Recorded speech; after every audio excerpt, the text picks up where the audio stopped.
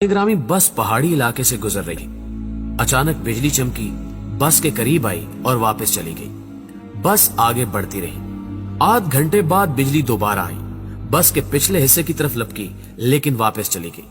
बस आगे बढ़ती रही। बिजली एक बार फिर आई और वो इस बार दाईं साइड पर हमला आवर हुई, लेकिन तीसरी बार भी वापस लौट गई। ड्राइवर समझदार था, उसने गाड़ी रोकी और ऊंची आवाज में बोला, भाइयों, बस में कोई गुनाहगार सवार है, ये बिजली उसे तलाश कर रही है। हमने अगर उसे न उतारा तो हम सब मारे जाएंगे।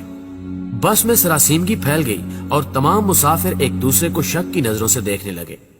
ड्राइवर ने मशवरा दिया, सामने पहाड़ के नीचे दरख्त है, हम तमाम एक एक करके उतरते हैं और उस दरख्त के नीचे खड़े हो जाते हैं। हम में से जो गुनाहगार होगा, बिजली उस पर गिर जाएगी और बाकी लोग बच जाएंगे।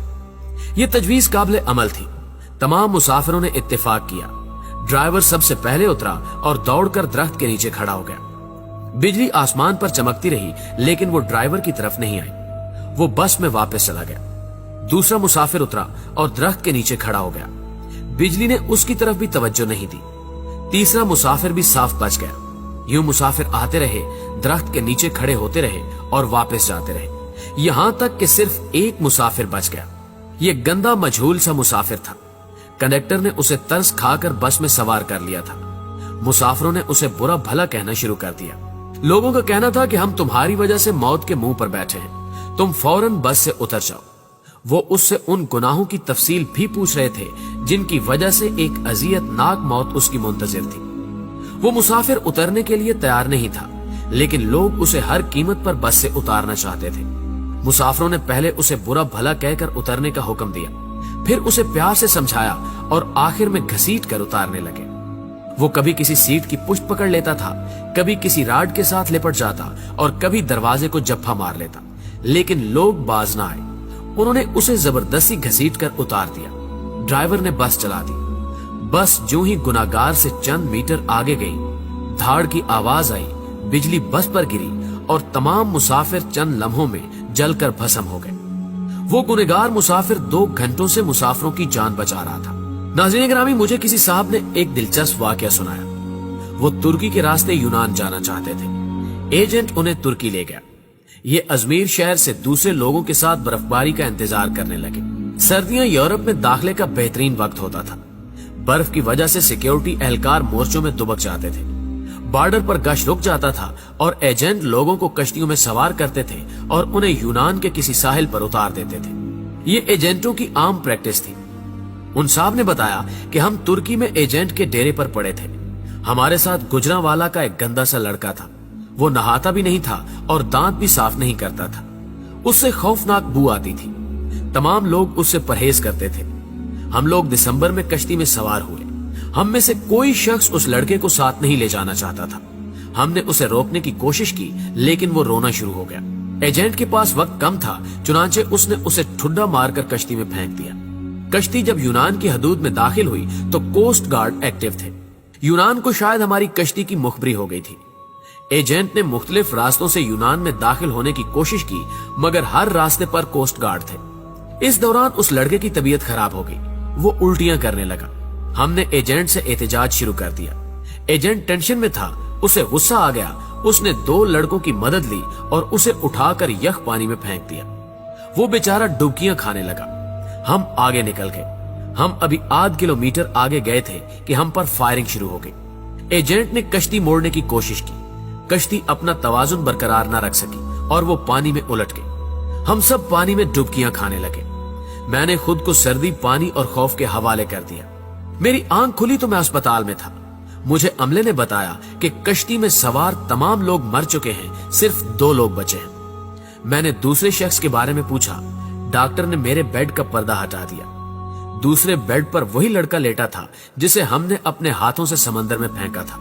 समंदर की लहरें धकेलकर उसे साहिल तक ले आई थी। मुझे कोस्ट गार्ड ने बचा लिया था, जबकि बाकी लोग गोलियों का निशाना बन गए या फिर सर्दी से ठिठर कर मर चुके थे। मैं 15 दिन अस्पताल में रहा। मैं इस दौरान ये सोचता रहा कि मैं क्यों बच गया। मुझे कोई जवाब नहीं सूझता था। मैं जब अस्पताल से डिस्चार्ज हो रहा था, मुझे उस वक्त याद आया कि मैंने इस लड़के को लाइफ जैकेट पहनाई थी। एजेंट जब उसे पानी में फेंकने के लिए आ रहा था तो मैंने फौरन बाग से जैकेट निकालकर उसे पहना दी थी। ये वो नेकी थी जिसने मुझे बचा लिया। मुझे जो ही ये नेकी याद आई, मुझे 6 माह का वो सारा जमाना याद आ गया जो हमने उस लड़के के साथ गुजारा था। हम न सिर्फ तुर्की में उसकी वजह से बचते रहे थे, बल्कि वो जब तक हमारी कश्ती में मौजूद रहा, हम कोस्ट गार्ड से भी महफूज रहे, यख पानी से भी और मौत से भी महफूज रहे। हमने जो ही उसे कश्ती से धक्का दिया, मौत ने हम पर अटैक कर दिया। मैंने पुलिस से दरखास्त की कि मैं अपने साथी से मिलना चाहता हूँ। पुलिस एहलकारों ने बताया कि वो पुलिस वैन में तुम्हारा इंतजार कर रहा है। मैं गाड़ी में सवार हुआ और जाते ही उसे गले लगा लिया। मुझे उस वक्त उसके जिस्म से किसी किस्म की बू नहीं आ रही थी। मुझे मालूम हुआ कि मेरे साथियों को उसके जिस्म से अपनी मौत की बू आती थी। ये उन लोगों की मौत थी जो उन्हें उससे अलग करना चाहती थी, और जो ही अलग हुए सब के सब मौत की आगोश में चले गए। नाज़रीन ग्रामी, मेरे एक बुजुर्ग दोस्त जवानी में अरबपति थे, लेकिन उनकी जिंदगी का आखिरी हिस्सा उसरत में गुजरा। मुझे उन्होंने एक दिन अपनी कहानी सुनाई। उन्होंने बताया कि मेरे वालिद मिल में काम करते थे, गुजारा मुश्किल से होता था। उनका एक कजन माजूर था। कजन के वालिदैन फौत हो गए, उसके आगे पीछे कोई नहीं रहा। मेरे वालिद को तरस आ गया और वो उसे अपने घर ले आए। हम 5 बहन भाई थे। घर में गुर्बत थी और ऊपर से एक माजूर बच्चा सर पर आ गया। वालदा को वो अच्छे नहीं लगते थे।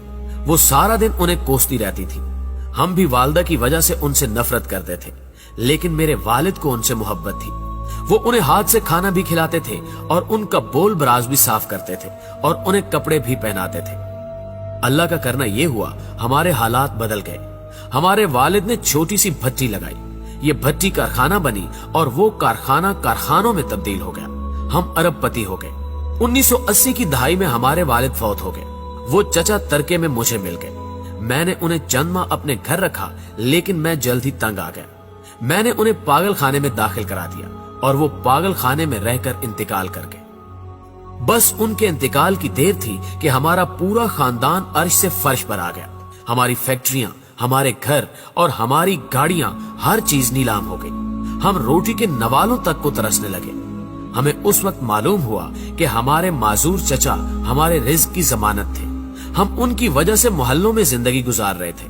वो गए तो हमारी जमानत भी खत्म हो गई। हमारे महल हमसे रुखसत हो गए और हम सड़क पर आ गए।